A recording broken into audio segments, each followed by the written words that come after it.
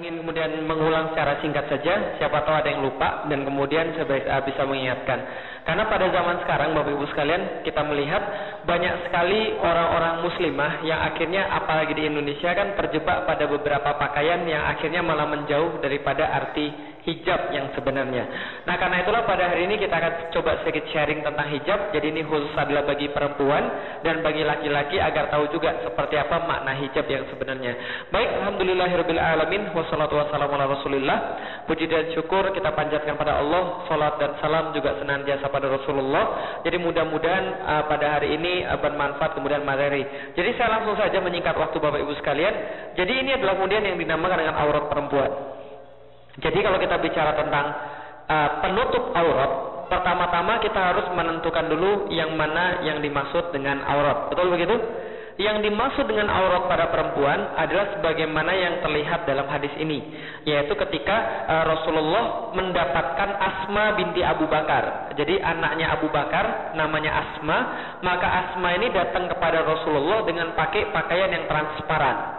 Dan pakai pakaian yang transparan dan tidak menutup secara sempurna. Ketika itu Rasulullah berkata pada Asma, "Wahai Asma, sesungguhnya wanita yang telah haid, yang sudah balik, maka tidak layak baginya terlihat dari tubuhnya kecuali ini dan ini." Nah, Rasul menggunakan kata ini dan ini sambil mengisyaratkan dengan tangannya, kecuali ini dan ini, atau ini dan ini. Nah, berarti ini yang satu adalah wajah, yang satu adalah tangan. Berarti kecuali adalah ini dan ini. Kemudian pembahasannya, yang dimaksud dengan wajah itu apa? Wajah artinya dalam bahasa Arab adalah yang menghadap pada lawan bicara, itu wajah. Kecuali tempat tumbuhnya rambut, itu tidak termasuk wajah. Kalau gitu jenggot ini termasuk wajah atau tidak? Termasuk kalau jenggot, tapi bulu selain jenggot tidak termasuk wajah. Jadi ini termasuk wajah, masih boleh terlihat, tapi leher ke bawah dia sudah tidak termasuk wajah. Oke ya, jelas ya? Berarti ini wajah kecuali tempat tumbuhnya rambut, dan ini pergelangan tangan. Jadi batas sampai pergelangan tangan itu adalah aurat wanita yang harus ditutup. Itu satu. Yang kedua, bagaimana cara menutup aurat wanita? Islam juga menentukan.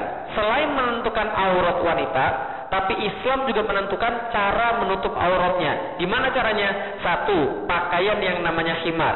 Allah katakan di dalam surat An-Nur ayat 31, wa kullil mu'minat, katakanlah pada wanita-wanita yang mukminat atau wanita-wanita yang mukmin, yasbutna min absorihinna, hendaklah mereka menundukkan pandangan mereka, wa yahfazna furujahunna, dan hendaklah mereka menahan atau mereka menjaga kemaluan mereka, maksudnya dari berzina. Jadi kira-kira begitu. Jadi dari berarti wa yasafna furujahunna wa la yubtina zinatahunna. Janganlah mereka menampakkan zinah mereka. Zinah itu apa? Perhiasan. Atau tempat melekat perhiasan. Kalau cewek tempat melekat perhiasannya di mana? Satu. Terus mana lagi? Gelang. Terus mana lagi? Orang Arab dulu di sini. Betis sama di paha. Itu tempat melekat perhiasan juga. Nah, maka wala yubtina zinatahunna, jangan menampakkan tempat melekatnya perhiasan illa ma zahara minha, kecuali yang biasa kelihatan, yaitu wajah dan telapak tangan. Kemudian wala yadribna, dan hendaklah mereka menutupkan bi humurihinna, dengan khimar-khimar mereka, ala juyubihinna, terhadap juyub mereka. Jadi yang yang Allah perintahkan menutupkannya pakai apa? Khimar bi humurihinna ala juyubihinna. Juyub dalam bahasa Indonesia adalah wilayah di atas potongan baju. Contoh, tahu v-neck? Maka di atas v-neck itu juyub sampai batas wajah. Contoh, tahu yang round neck? Di atas round neck itu adalah juyub sampai kemudian leher. Maka di sini kemudian khimar adalah kerudung. Hati-hati jangan salah arti. Khimar artinya kerudung, bukan jilbab. Jilbab beda lagi. Seringkali orang Indonesia salah arti. Jilbab 30.001 salah. Itu bukan jilbab, tapi namanya khimar atau kerudung. Kerudung ini syaratnya menutupi juyub, dalam arti menutup sampai batas dada. Itu yang wajib. Jadi menutup sampai batas dada. Lah kalau belum ada sampai batas dada, diulurkan besok sampai batas dada. Jadi menutup sampai batas dada. Lebih panjang, bagus. Karena kenapa? Karena dia lebih menutup lagi sampai batas dada. Ini tentang himar. Nah, ini contoh himar. Jadi dia menutup sampai batas dada. Jadi kewajibannya sampai batas dada saja. Kalau kemudian lewat, bagus, kurang jangan. Karena itu artinya juyub. Itu yang pertama. Yang kedua, pakaiannya namanya jilbab. Oke, yang pertama tadi namanya apa tadi? Himar, dalam surat An-Nur ayat 31. Yang kedua, namanya jilbab, dalam surat Al-Ahzab ayat 59. Allah katakan di dalam surat Al-Ahzab ayat 59, Ya ayuhan nabiyyu, wahai para nabi, kulli azwajika, katakan pada istri-istrimu, wa banatika, dan anak-anak perempuanmu. Jadi anak laki-laki tidak, dan anak-anak perempuanmu, wa nisa'il mu'minin, dan juga perempuan-perempuan yang mukmin. Apa yang pernah diperintah Allah? Yudnina alaihinna min jalabibihinna, hendaklah mereka mengulurkan jilbab ke atas tubuh mereka. Inilah yang dimaksud jilbab dalam bahasa Arab. Jadi jilbab itu apa? Baju, sejenis baju yang terulur dari atas ke bawah, yang tidak transparan, tidak ketat, dan tidak kemudian menampakkan dalamnya, tidak menampakkan lekuk tubuh. Itu adalah jilbab. Pertanyaannya, boleh nggak kalau dua potong? Rok satu dan kemudian baju satu? Boleh, insya Allah. Cuma kalau orang Arab begini biasanya dia pakai jilbab, jadi terusan dari atas sampai bawah. Kalau orang Padang namanya baju kurung. Betul. Nah, jadi orang Padang tuh sudah punya tradisi yang bagus. Adat basandi syarak basandi kitabullah. Orang juga sama, orang Melayu juga ini namanya baju kurung juga. Nah, maka orang-orang zaman dulu memaknai jilbab itu begini, yang tidak transparan, tidak menampakkan lekuk tubuh, dan tidak transparan, tidak menampakkan lekuk tubuh. Nah, ini namanya jilbab. Berarti ada dua pakaian. Satu apa namanya? Yang kedua namanya, cara pakainya gimana? Jadi gini, Bapak Ibu sekalian, ingat baik-baik, aurat wanita tadi apa? Segala macam kecuali sama. Maka wanita punya baju namanya baju rumah. Baju rumah itu apa? Baju yang Bapak Ibu biasa pakai di rumah. Itu namanya baju rumah, as-saub. Nah, kalau orang-orang Arab Muslim zaman dulu, ketika mereka pakai baju di rumah, maka mereka keluar baru mereka gunakan jilbab sama kerudung. Jadi jilbab sama kerudung itu pakaian keluar rumah. Untuk sholat tidak perlu pakai jilbab, yang penting menutup aurat. Paham ya? Jadi kalau begitu mukena wajib gak? Itu Indonesia doang itu mukena. Tapi kalau di tempat lain yang wajib itu adalah pakai penutup aurat. Berarti orang Indonesia itu salah kaprah. Justru ketika sholat mereka pakai jilbab, ketika keluar kemudian setelah selesai sholat mereka buka lagi jilbabnya. Justru harusnya di luar rumah mereka pakai jilbab, gitu kan ya. Jadi kira-kira gitu. Jadi kalau contoh misalnya, kalau pakai celana boleh nggak? Dalam Islam nggak, karena jilbab bukan celana. Jadi kemudian jilbab itu baju terusan tadi. Nah, tapi kalau sholat pakai baju celana boleh nggak? Boleh, karena cukup menutup aurat. Tapi kalau keluar rumah harus pakai jilbab dan kerudung. Oke, kalau gitu kita lihat lagi Bapak sekalian. Nih, definisi jilbab menurut ulama-ulama besar yang kita tidak perlu ragukan lagi. Ibnu Katsir mengatakan bahwa jilbab adalah pakaian lengkap di atas kerudung, serupa baju kurung yang sekarang. Nah, dan kenapa kemudian tidak boleh kemudian pakai celana kemudian terusan? Karena itu menyerupai laki-laki. Tapi kalau dia mau pakai di bawah jilbab, boleh.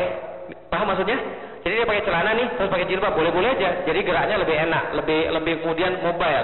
Ibnu Hazm berkata, jilbab dalam bahasa Arab yang dinyatakan oleh Nabi SAW adalah busana yang menutupi seluruh badan dan tidak hanya sebagian. Jadi baju kurung juga sama. Seorang lagi mengatakan, Ibnu Mas'ud, ini sahabat Rasul yang paling banyak ngapalin Quran, berpendapat kain penutup serupa pakaian lapang yang dipakai oleh wanita-wanita Arab yang seperti selimut menutupi seluruh pakaian. Nah, jadi inilah yang kemudian dimaksud dengan jilbab dan kerudung. Kadang-kadang begini bentuknya. Nah, warnanya hitam. Kenapa? Abaya bukan juga. Yang penting dia baju kurung aja. Nah, apakah pertanyaan harus warna hitam? Nanti kita jawab. Kalau ada pertanyaan, kenapa harus nggak warna hitam? Nanti kita jawab. Nah, berikutnya kemudian kita lihat, dan ini dikatakan seperti perempuan Ansor keluar seperti terdapat burung gagak karena tertutup kayak selimut. Inilah namanya jilbab. Nah, maka jilbab ini banyak versinya di Indonesia. Ini juga semuanya jilbab. Dan Nabi memerintahkan bahwa jilbab ini hukumnya wajib. Ini contohnya.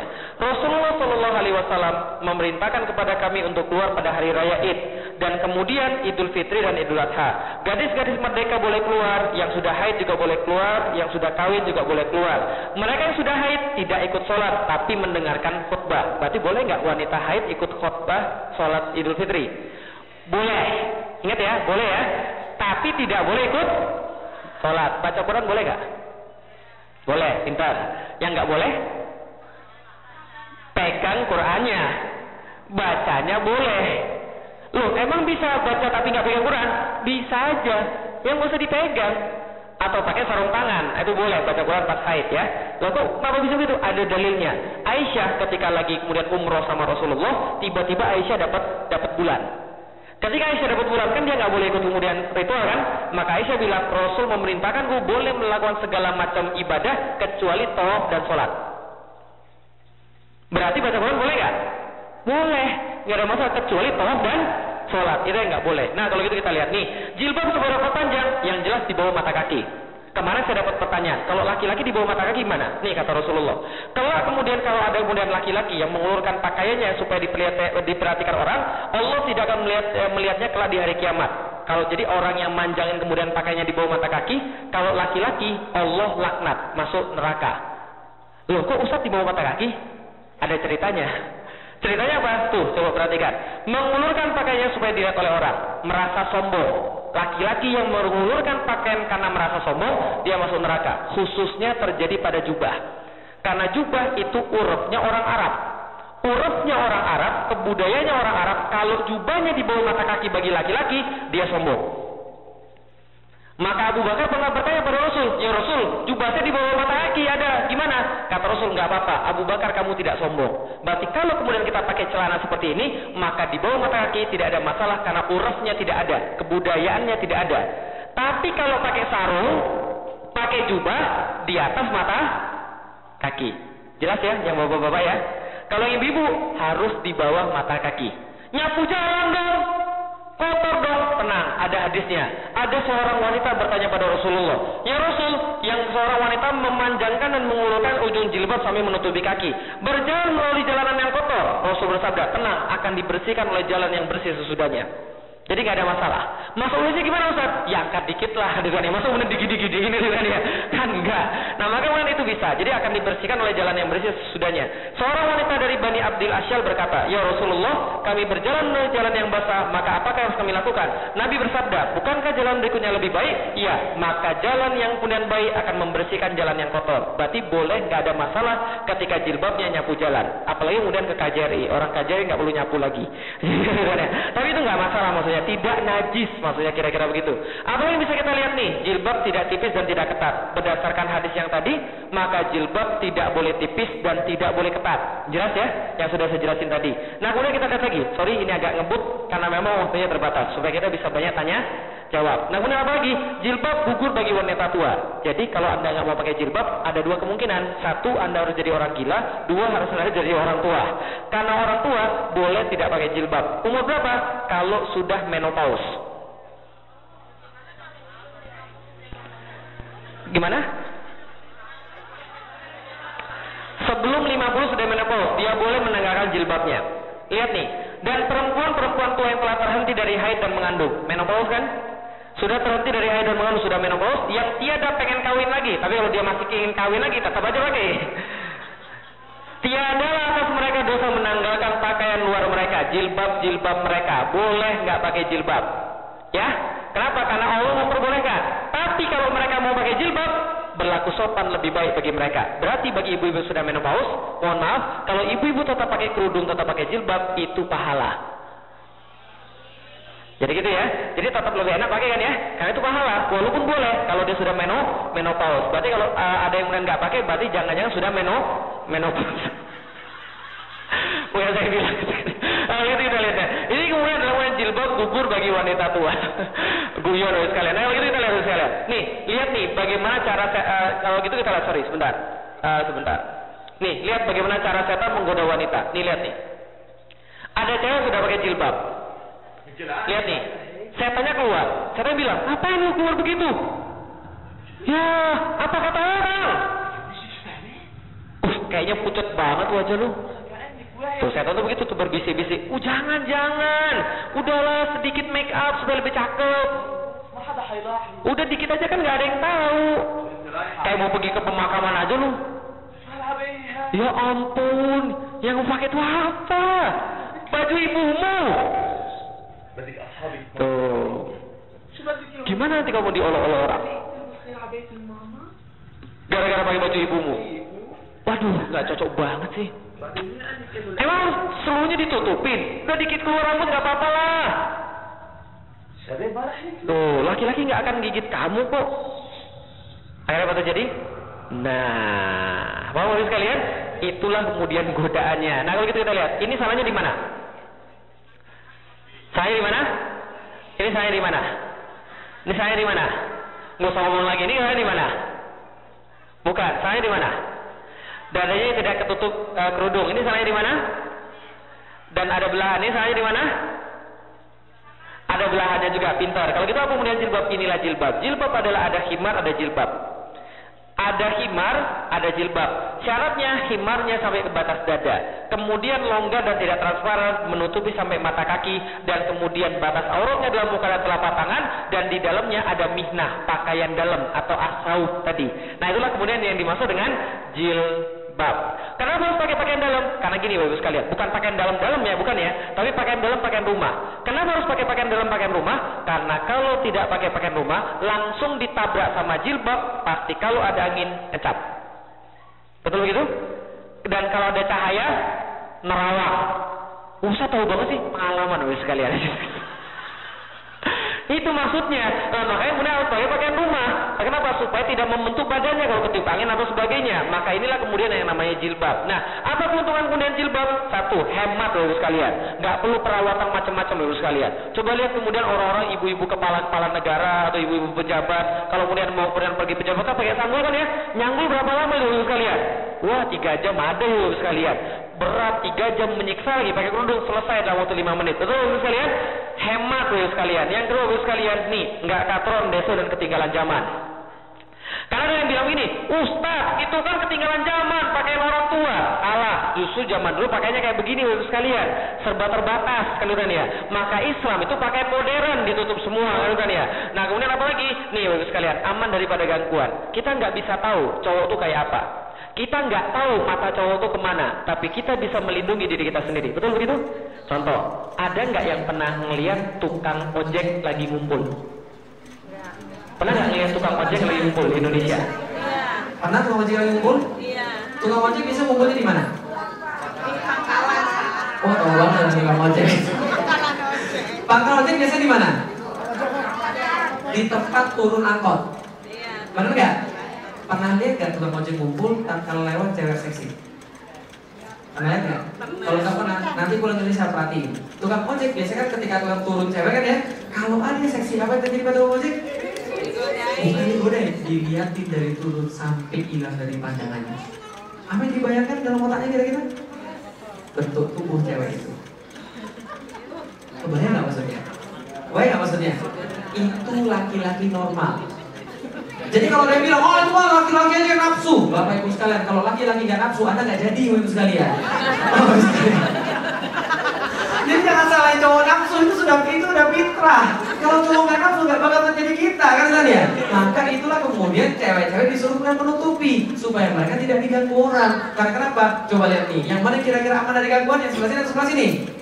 Kira-kira kalau cowok cari, kira-kira cari yang sudah ada, yang segelnya masih ada, yang segelnya sudah gak ada. Pisang goreng atau lapis legit? Pisang goreng atau lapis legit? Saya sudah pernah cerita tentang pisang goreng lapis legit? Belum ya? Masya Allah. Oke, kalau itu saya tanya sekalian. Kalau pisang goreng? Tahu pisang goreng? Saya kasih tahu, cewek cuma ada 2 tipe. 1 tipe pisang goreng, 2 tipe lapis legit. Apa ada berapa tipe? 2. 1 siapa tadi? Yang 2 siapa? Pisang goreng. Semua ibu-ibu bisa buat langkah pisang goreng atau tidak? Harganya murah atau mahal? Buatnya mudah atau susah? Jualnya berapa? Berapa? 500 ya? Kalau saya beli 300 diskon nggak? Diskon, kan beli banyak kan tadi ya? Pisang goreng jualnya di mana? Pasar pinggir jalan. Yang beli siapa? Abang-abang. Nah, pengalaman ini katanya. Abang-abang yang beli, mahasiswa yang nggak punya duit karena belinya murah. Kan katanya, cara belinya gimana? Tinggal ngambil aja. Disebarin pisang goreng di nampan. Siapapun boleh datang di situ. Sekarang diem ya, tolong diem ya. Saya mau nanya testimoni daripada pembeli pisang goreng. Bapak-bapak, tolong jawab secara keras-keras. Bapak-bapak demen pisang goreng yang masih hot atau yang sudah dingin? Yang masih hot atau sudah dingin? Cari yang matang atau yang masih mentah? Bedanya gimana? Bedanya gimana?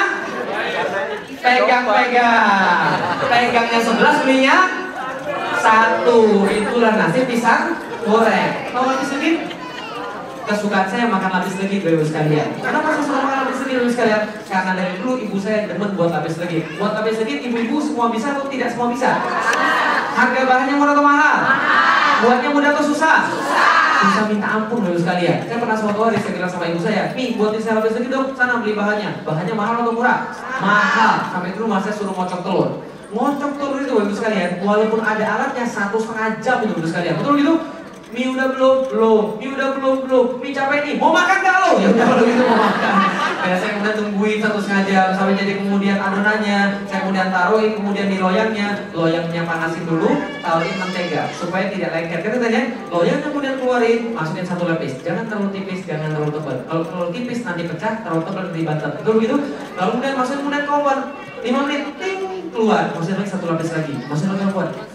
Ting, keluar lagi, masukin 1 lapis lagi, masukin apa lagi, 5 menit, ting, keluar lagi, gosong, tarik yang gosong, masukin lagi yang baru, masukin lagi, 5 menit, ting, keluar. Panasnya minta ampun, Bapak sekalian. Karena dekatnya itu dekat oven, susahnya minta ampun, Bapak sekalian. Tapi setelah 30 lapis, jadi lapis legit. Dijualnya murah atau mahal? Berapa harganya? Berapa harganya? Berapa harganya, Pak? Berapa harganya? Wajar, nggak pernah beli kita lapis legit. Berapa harganya?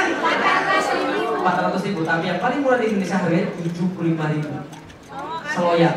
75.000 itu yang dijual bebas. Tapi saya pernah makan lapis legit, betul. Saya pernah makan lapis legit yang harga 1 juta. Percaya nggak? Percaya nggak percaya? Tante saya di Batam jual lapis legit harganya 800.000 per loyang. Ada yang premium sampai 1 juta per loyang. Mahal atau murah? Karena mahal, dijualnya di mana? Bakery.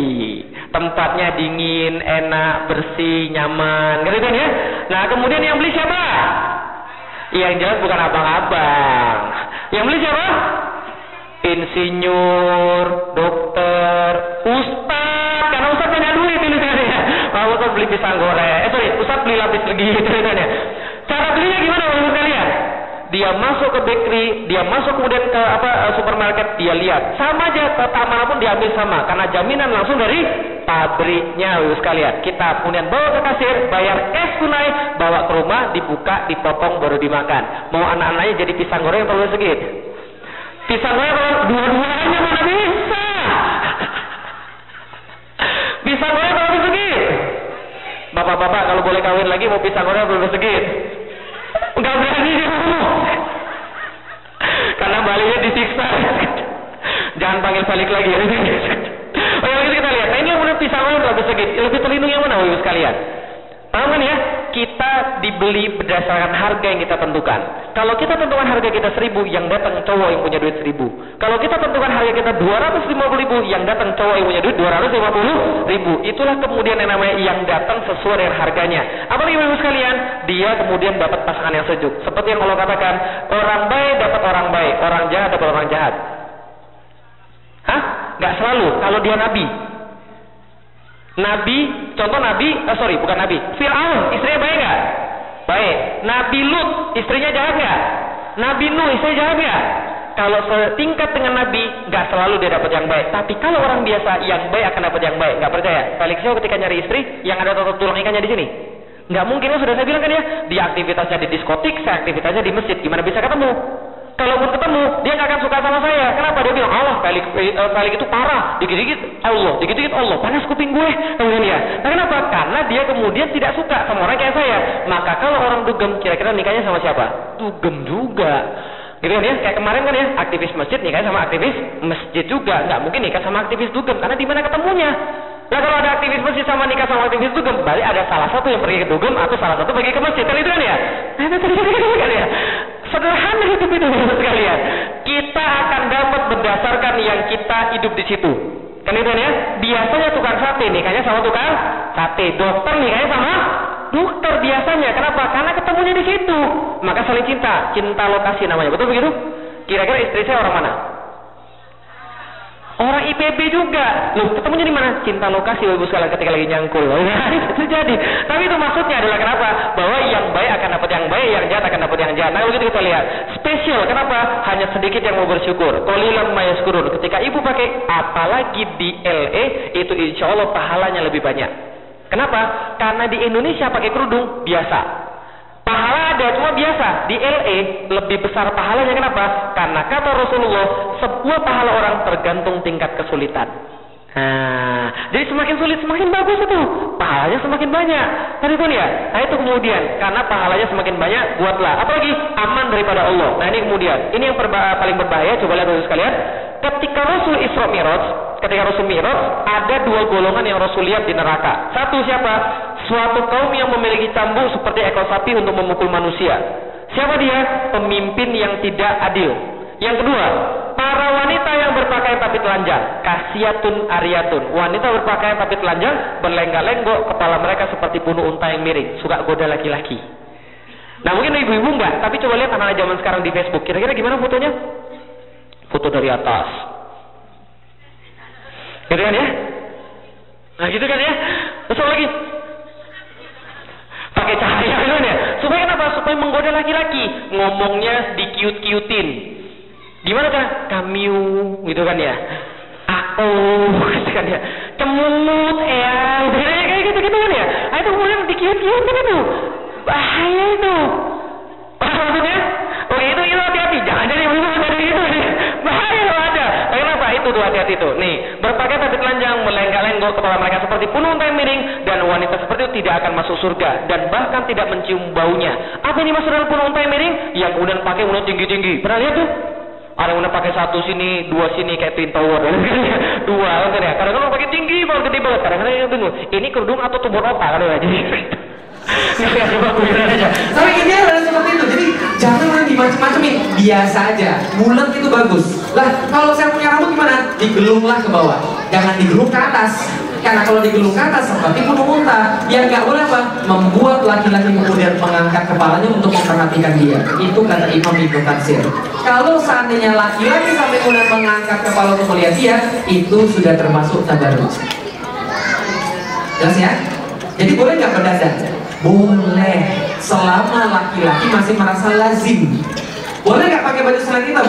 Boleh, asal tradisi di situ memperbolehkan selain warna hitam. Gampangnya begini, warna hitam itu di Arab itu pakaian biasa. Kalau bapak ibu, bukan bapak, kalau ibu-ibu di Arab pakai baju pelangi, itu tabarruj. Paham maksudnya? Karena di hitam itu ada pelangi satu, pasti cowok-cowok gitu semua, siapa itu? Gitu kan ya? Nah itu tabarruj di situ. Tapi kalau di sini pakai baju pelangi, that's okay. Karena apa? Karena uruf di sini berbeda, tradisi di sini berbeda. Contoh, orang Malaysia sama orang Indonesia, bajunya mana yang lebih norak? Indonesia. Corak Malaysia atau corak Indonesia yang lebih norak? Bagi kita, karena kita tidak terbiasa dengan norak kayak begitu. Bagi kalau di Malaysia pakai baju norak bagus, karena itu biasa. Tapi kalau kemudian di situ kita pakai kemudian baju yang hitam-hitam, mungkin kita jadi diperhatikan. Paham tidak maksud saya? Nah jadi itulah maksudnya tabarruj. Tabarruj sudah sampai laki-laki memperhatikan untuk melihat dia.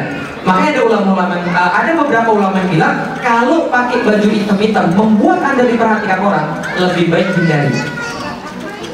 Nah, hadis riwayat Muslim.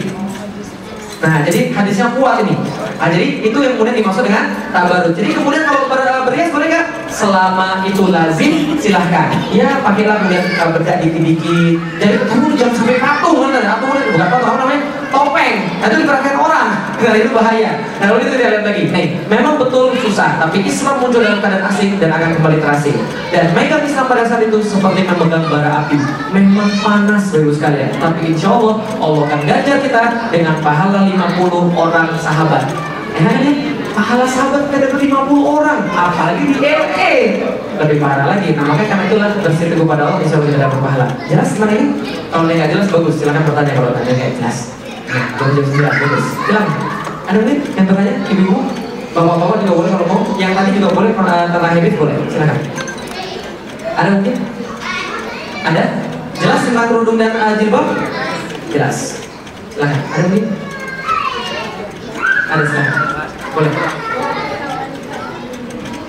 Ya.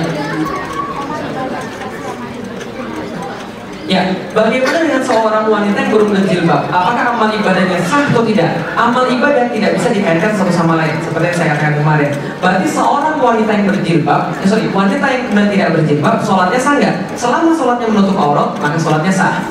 Ya kan ya? Tapi selama dia membuka aurat, maka dia mengurangi pahalanya juga. Sama kayak orang, mohon maaf, yang memelihara anjing. Gitu kan ya? Kenapa kemudian orang memelihara anjing kemudian kurang? Karena Rasul katakan orang yang memelihara anjing pahalanya kurang. Tapi dia pahalanya ketika sholat gimana? Ya kalau sholatnya benar, sah. Tapi pahalanya dikurangi terus. 2 kirot setiap hari kata Rasulullah. 1 kirot itu sebanyak apa? Saya nggak tahu sebanyak apa. Yang jelas 2 kirot. Ketika itu dikurangi.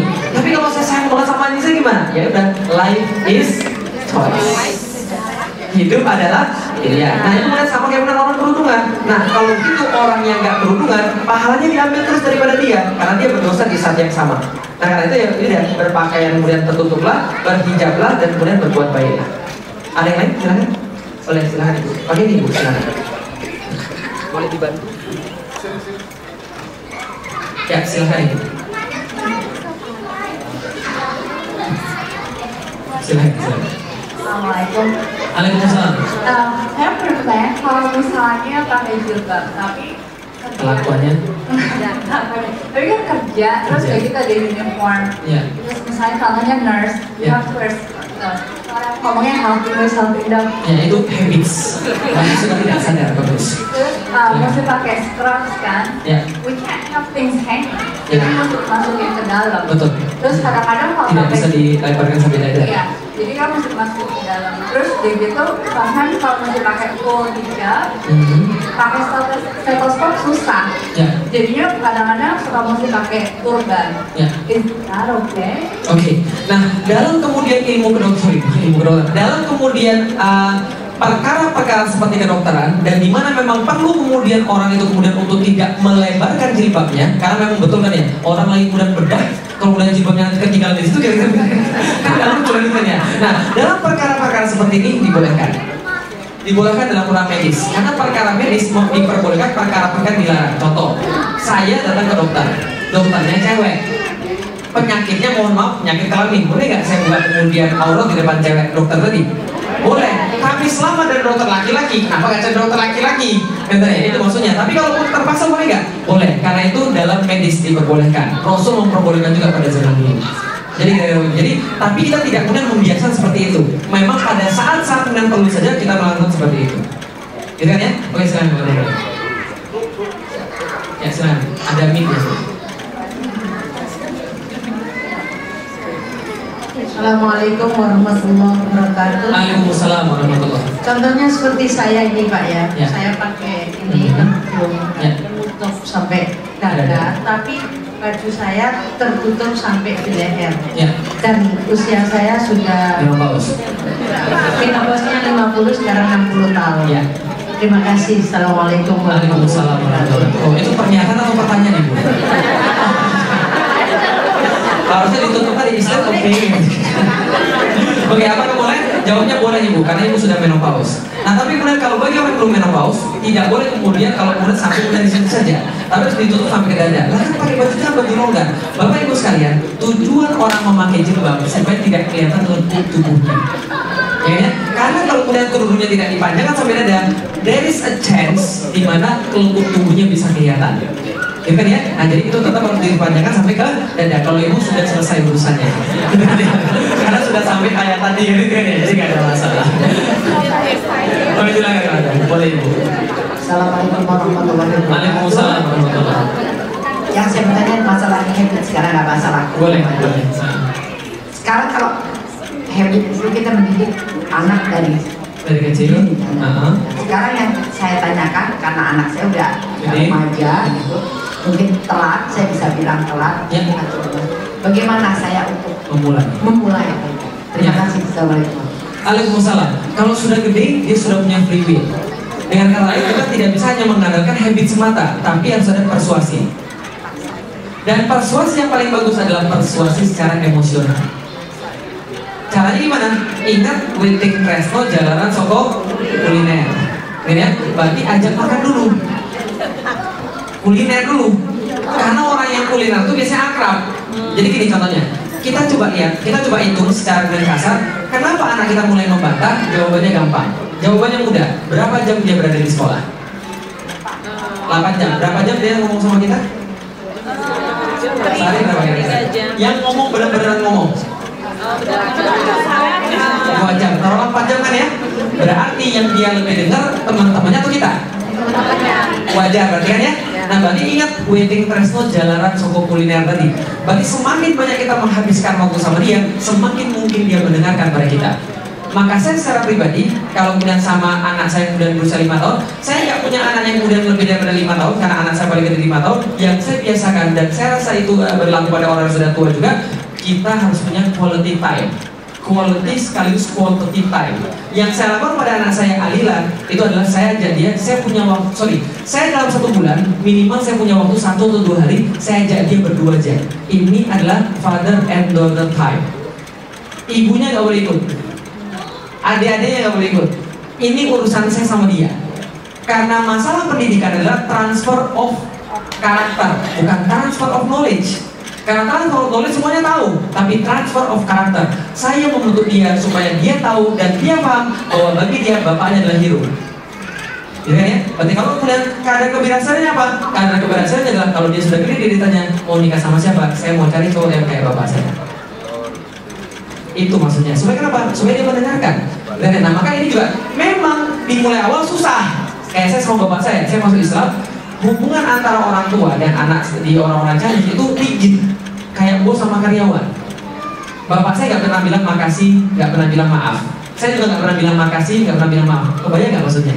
Sangat-sangat geli menurut saya kalau kita mau membuat suatu hal yang kemudian guyon, itu nggak pernah.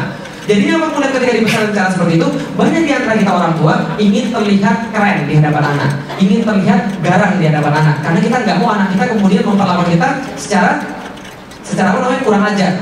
Karena kita nggak mau mereka kurang ajar sama kita bertindak keras sama dia dan nggak pernah kemudian membuat suatu kelembutan, nggak pernah meluk, nggak pernah bilang saya sayang sama kamu, saya kangen sama kamu, karena nggak bilang begitu. Yang bilang alhamdulillah bagus. Tapi kalau belum itu ada yang salah kalau ada yang nggak bilang begitu.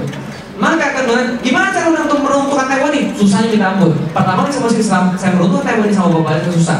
Cium tangan bapak saja susahnya setengah mati. Gitu Ustaz? Iya. Terus sekarang bisa nggak cium tangan? Alhamdulillah udah bisa cium tangan. Gimana caranya? Saya mikirin, saya lihat bapak saya makin lama makin tua, makin putih kemudian rambutnya, saya bilang, oh suatu hari dia bakal duluan daripada saya kayaknya. Bisa deh? Saya nggak tahu sih. Bisa jadi saya duluan kan ya? Tapi kan secara logika kan pasti kan kita pisah. Gitu kan ya? Maka saya bilang saya nggak mau, saya nyesel ketika nanti di kuburan dia, saya kemudian nyesel bahwa saya nggak sempat dakwah sama dia. Saya ambil tangannya, saya cium. Apa yang dulu? Bener sudah gila. Makanya ini tuh aneh, geli gitu maksudnya loh. Rasanya geli gitu maksudnya. Tahu kan maksudnya kan ya? Lucu, geli, ini anak sudah gila maksudnya. Memang, tapi lama-lama udah biasa. Ini biasa ya, ambil tangan cium udah biasa. Ibu saya juga udah biasa ambil tangan cium. Nah sekarang apa jadi? Setiap bulan saya beli malam kita SMS-an. Kita kemudian apa namanya WhatsApp. Yang itu gak pernah terjadi seumur hidup bagus sekalian. Dulu apa itu jadi? Ketika diambilin rapor saya merasa malu. Saya merasa kayak jadi 2 orang yang berbeda. Ketika sama orang tua saya diem. Saya nggak banyak guyon, saya diem aja, orang serius. Kalau jawab diem. Tapi kalau di luar anggaran orang tua, saya pernah bahagia. Kalau anda jadi orang yang berbeda takkan sama teman sama orang tua bahaya. Terus kalau dia nanti ini mana terlalu bebas gimana? Kalau dia malah merendahkan gimana? Ada tekniknya di mana orang tua tetap punya harga diri. Yaitu dengan agama Islam tadi. Maka orang tua punya dalil orang tua, anak punya dalil anak. Makanya di dalam Islam seorang orang tua tidak boleh diperkenankan mengatakan kamu sudah saya lahirkan, tahu nggak? Kamu nggak tahu balas budi kamu ya? Itu bukan dari ibu. Jadi bukan ibu yang pantas mengucapkan itu. Yang pantas mengucapkan itu adalah anaknya. Ibu sudah melahirkan saya. Karena itu tidak pantas saya kemudian tidak membalas budi ibu. Tidak pantas saya menyakiti hati ibu. Itu dalil bagi anaknya. Dalil bagi ibunya adalah anakmu itu adalah amanahmu. Yang kalau kamu lalaikan dosa dari ibu. Tapi bukan dalil anak. Anak zaman sekarang kebalik-balik sama orang tuanya. Orang tuanya bilang, kamu tuh sudah saya lahirkan setengah mati tau nggak? Bertaruh nyawa kamu nggak terima kasih. Anaknya bilang, siapa yang minta dilahirkan sama kamu? Emang gue milih? Itu amanah daripada Allah tahu. Itu yang salah. Ya, kenapa? Karena agama tidak diajarkan bagi dia. Tapi kalau agama diajarkan bagi dia, insya Allah dia tahu dalil dia dan ibu tahu dalil ibu. Dalil orang yang berhutang adalah segera membayar hutang. Dalil orang yang ngutangin, kasih dia tenggang waktu. Jangan terbalik. Jangan orang yang mau ngutangin bilang, tahu nggak? Kalau kamu mati masih ada hutang, kamu nggak masuk surga. Nggak begitu. Harusnya itu dalil yang ngutang, bukan dalil yang ngutangin. Paham ya maksud saya kan ya? Sama kayak saya cerita tentang laki-laki dan wanita kemarin tadi masih ingat kan ya? Dalil wanita adalah kemudian Rasul berkata kalau saya boleh menyuruh wanita untuk sujud pada laki-laki, saya suruh kamu sujud pada suamimu. Kan ya? Tapi dalil bagi laki-laki bukan itu. Dalil bagi laki-laki sebaik-baik laki-laki adalah yang paling baik pada istrinya. Jangan dibalik. Istrinya, bukan ibunya. Sebaik-baik laki-laki adalah yang paling baik bagi istrinya. Loh, ada yang kemudian tanya pada saya, Ustaz, tapi suami saya Ustaz, itu suami saya zolim Ustaz. Kenapa? Karena dia suka perhatian pada ibunya. Terus saya tanya sama dia, kamu pilih aku atau ibumu? Jangan kasih suami pilihan sulit ibu sekalian. Tahu ibu sekalian? Jangan kasih suami pilihan sulit. Seorang ibu yang baik ketika kemudian jadi gini, ada yang bilang, ibunya baru bilang, nah kalau nanti kemudian saya sama istrimu ketemu di danau, siapa yang duluan kamu selamatkan? Aku atau istrimu? Gitu ya. Jangan kasih pilihan sulit. Gitu ya. Kalau ibu yang baik akan berkata, nah kamu kemudian langsung lakuin ke sana. Selamatin istrimu karena hidupnya masih panjang sama kamu. Aku tinggal sedikit lagi, biarlah aku mati demi kamu. Itu adalah ibu yang baik. Tapi istri yang baik berkata pada suaminya, selamatkan ibumu dulu karena ibumu sampai mati adalah kemudian milikmu. Sedangkan aku adalah baru milikmu sekarang. Paham maksudnya? Jangan dibalik. Jadi jangan dikonfrontasikan antara mertua dan kemudian istri. Itu menyakitkan bagi laki-laki. Stres, tau nggak Bapak sekalian? Sama. Yang waktu Rasul menanya siapa yang berhak saya sembah, Ya. tapi jawabnya itu kan ibumu. Sampai 3 kali. Betul. Nah itu gimana? Nah karena itu kan anaknya udah beristri. Betul, itu yang saya bilang tadi bahwa seorang anak laki-laki milik ibunya sampai mati. Tapi seorang anak perempuan milik bapaknya sampai dinikahkan. Ya kan ya? Tapi seorang ibu yang baik tidak akan menggunakan dalil itu bagi anaknya. Itu dalil bagi istrinya dan dalil bagi anaknya. Bahwa kalau kemudian anak itu kemudian tahu bahwa itu adalah ibunya, itu adalah kemudian memiliki dia sampai mati. Tapi seorang ibu yang baik tidak akan menggunakan dalil itu untuk kemudian mengkonfrontasikan antara istri dan anaknya. Karena itu juga anaknya juga itu yang cewek itu. Bisa dipahami dari saya? Nah itulah kemudian seorang yang bijak sebagai seorang muslim. Kita punya dalil masing-masing. Yang kayak anak tadi, nggak boleh dia bilang, oh siapa bilang dalil siapa yang pilih dalil sama kamu kan? Nggak boleh. Tapi dia harus berpikir, itu yang melahirkan saya harus berbakti sama dia. Paham ya kira saya ya? Nah jadi dengan pendidikan quality time, coba bawa anaknya yang sudah gede, coba bawa kemudian kemana? Ambil deh waktu 7 hari, umroh bareng, berduaan aja. Gak ada duit, carilah. Kan dimana there is a will, there is me, betul berarti. Jadi carilah duitnya. Pergi 7 hari umroh, berdua aja sama kemudian daughternya. Nah itu memang awalnya agak geli tuh. Tapi lama-lama insya Allah dia pulang dengan kemudian rasa yang kemudian lebih enak lagi. Ya kan ya? Karena ingat orang yang menghabiskan waktu bersama akan muncul cinta di antara mereka, walau mereka menghabiskannya secara terpaksa. Ya? Jadi kalau 2 orang dikumpulin tuh pasti muncul rasa cinta. Kita udah berapa hari? 9 hari. Muncul rasa cinta di antara kita? Ya. Bisa ya apa? Begitu. Memang begitu lah. Kalau bapak ibu sudah 9 hari masih nggak ada rasa apa-apa, itu berarti aneh. Benar ya? Berarti itu wajar. Ketika kemudian besok Ustaz Felix sudah terakhir, waduh kayaknya sedih banget. Itu bagus. Kenapa? Itulah hasil daripada dengan pertemuan 9 hari. Karena kita selalu bersama kan ya. Maka muncul rasa cinta. Itu sama anak berlaku hal yang sama. Tapi masalahnya kita nggak mau memulai karena kita geli. Kenapa? Kalau orang cinta berbakat sama minta kawin bahaya. Nah, kalau itu bukan cinta, nafsu itu. Kalau cinta itu banyak. Makanya Rasul termasuk dan salah satu sunnah adalah mengucapkan pada saudaranya anna uhibbuka fillah. Kalau pada sesama perempuan anna uhibbuki fillah.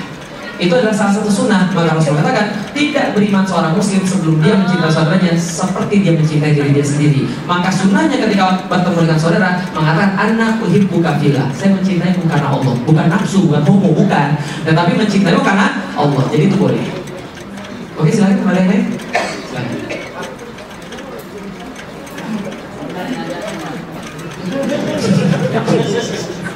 Silakan.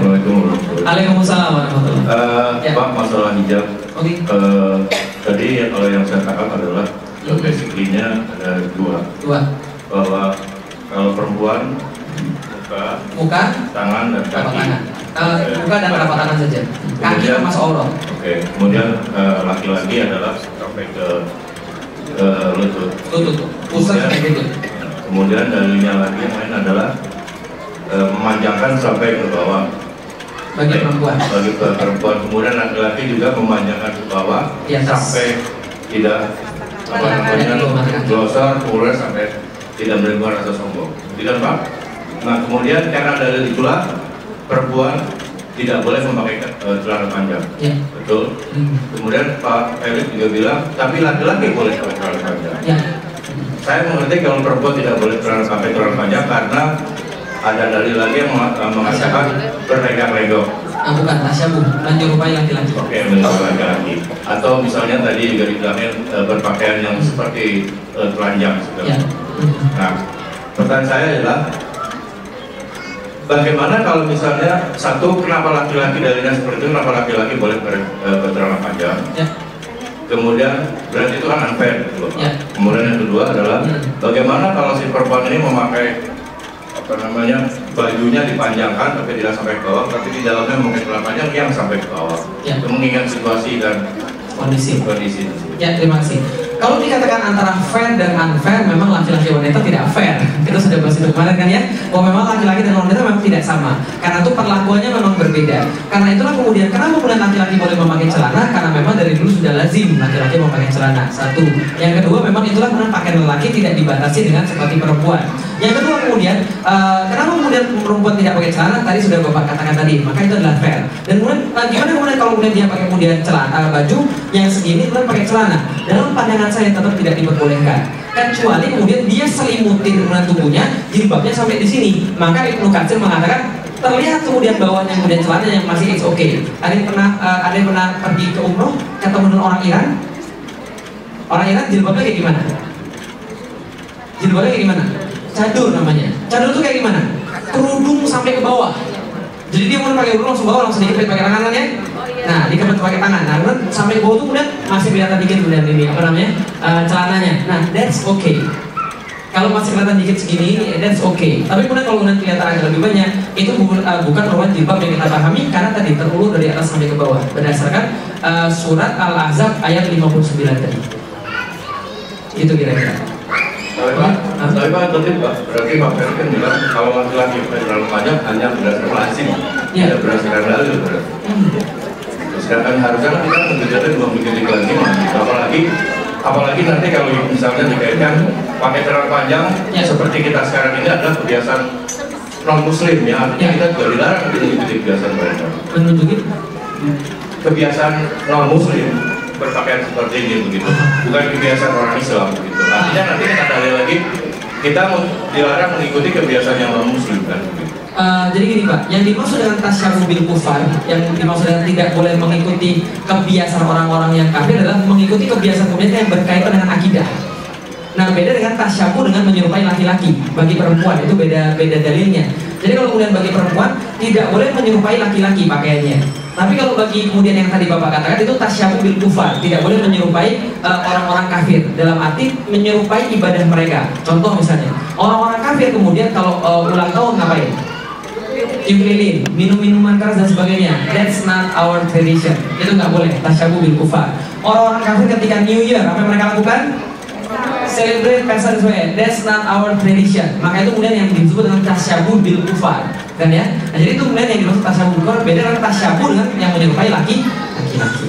Jadi kira-kira gitu. Oke, clear ya? Oke, yang lain sebenarnya ada belum? Gimana kalau misalnya? Assalamualaikum warahmatullahi wabarakatuh. Sangat jelas sekali yang tadi Pak Ustadz jelaskan tentang perempuan. Bagaimana kalau perempuan itu tomboy? Jadi dan itu bukan keinginannya, karena itu kan turunan. Ya, itu tergantung mungkin dari kebiasaan dari keluarga, bawaan dari pergaulan. Dan faktor-faktor lain yang menyebabkan dia bisa seperti itu, dan itu bukan keinginannya. Nah, itu kan udah menyerupai laki-laki ya, gitu. Nah, itu gimana hukumnya? Oke, kemarin pas banget saya pernah ditanya tentang LGBT. Kalau LGBT, lesbian, gay, biseksual, transseksual. Biseksual itu apa? Kalau listrik ACDC. Kalau transseksual tahu? Oke, berarti tahu ya, LGBT tahu kan ya? Nah, pertanyaan saya, homo lesbi itu keturunan atau penyakit? Penyakit. That's right. Lesbian, gay, itu adalah contagious. Dilatih. Pertanyaan berikutnya, di mana biasa ditemukan orang homo? Di mana? Di Indonesia juga ada. Di mana? Produksinya di mana? Bukan. Produksinya di mana? Salon, betul. Salon itu paling banyak orang-orang modern gay. Kenapa? Karena dilatih. Dia berinteraksi terus dengan wanita, dia mirip kayak wanita. Berarti itu pilihan atau paksaan? Kecuali orang yang lahir dengan kromosom ganda. Nah, ini yang dimaksudkan ya. Contoh, perempuan punya kromosom XX, membelah jadi X sama X. Laki-laki punya kromosom XY. Ketika membelah jadi X sama Y, berarti yang menentukan anak laki-laki atau perempuan adalah laki-laki. Kadang-kadang kromosom laki-laki XY-nya nggak berubah, nggak bisa membuahi telur yang sama. Kalau telurnya ada dua, jadi anak kembar, cewek cowok. Kalau telurnya kemudian beda dan itunya beda, jadi anak kembar, cewek-cewek atau cowok-cowok. Tapi kalau nggak belah satu, XY nggak belah, membuahi satu kemudian telur, dia jadi berkelamin ganda. Ini kasusnya jarang banget. Ya, ini kasusnya jarang banget. Nah, kalau Islam gimana menghadapi kasus begini? Dalam menghadapi kasus kelamin ganda, Islam gampang. Zaman dulu ketika belum ada teknologi, maka ada orang yang berkelamin ganda. Mohon maaf, dia punya kelamin laki-laki, dia punya kelamin perempuan. Maka pada saat itu hakim menyuruh dia untuk kencing. Keluar dari yang mana? Kalau keluar dari yang laki-laki, berarti dia dihukumi laki-laki. Kalau keluar dari yang perempuan, dia dihukumi perempuan. Kalau sama-sama keluar, gimana Ustaz? Ada juga caranya. Hakim yang perlu kalau sama-sama keluarannya diukur yang paling jauh yang mana.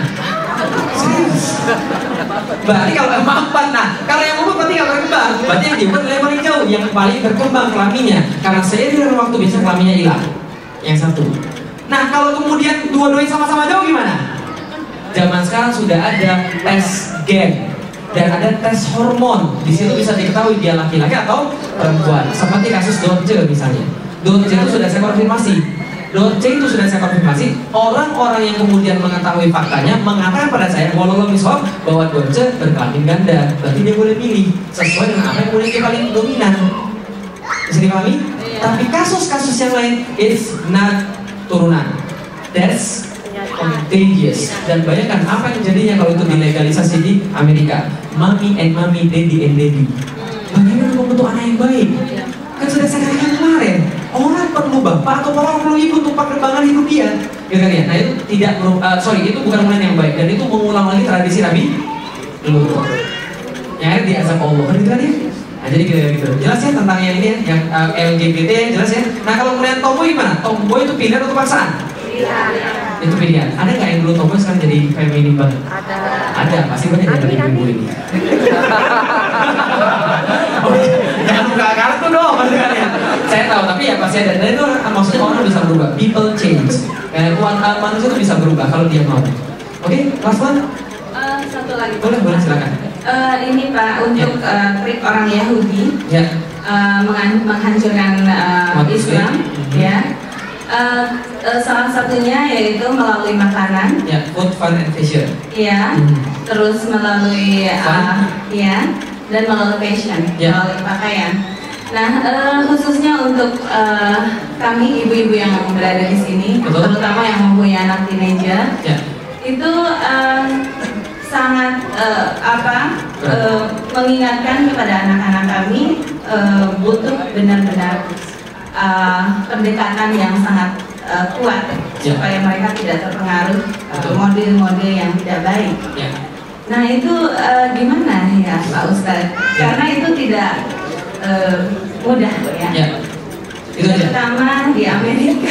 Ya, saya tahu persis sekalian. Saya tahu persis banget kesulitan Bapak Ibu sekalian ketika di Amerika. Saya tahu persis banget ketika kerja, ketika kemudian ia berhadapan dengan masyarakat, ketika berhadapan dengan segala macam. Mungkin Bapak Ibu sekalian di sini lebih penting daripada di Las Vegas. Karena di Las Vegas kerjanya lebih bermacam-macam mereka. Ada yang jadi kemudian kasir, bartender.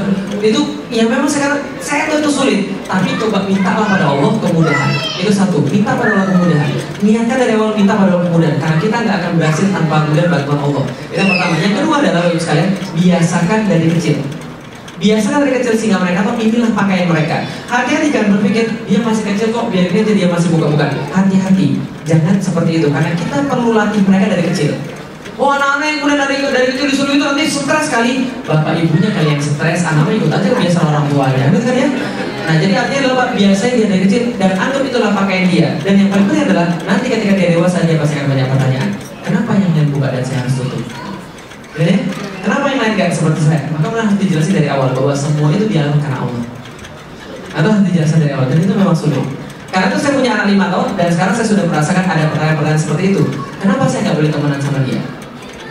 Kenapa saya nggak boleh temenan sama tetangga? Tetangga saya kan muslim semua. Waktu itu tau nggak apa yang terjadi ketika dia berumur 4 tahun? Kan saya bilang begini, kita itu muslim. Muslim itu adalah satu-satunya masuk surga. Benar nggak menurut sekalian? Benar kan ya? Terus kemudian ketika pindah rumah, tetangga sebenarnya orang Chinese. Tetangga datang ke rumah sama anaknya. Anak saya nggak mau main. Saya bilang, gak apa-apa, main aja udah gak apa-apa. Dia bilang begini, enggak ah, kan dia bukan muslim, saya muslim. Ada ibunya tuh. Terus ibunya bilang, emang kenapa kalau bukan muslim? Kan kalau orang muslim yang cuma masuk surga. Mati saya.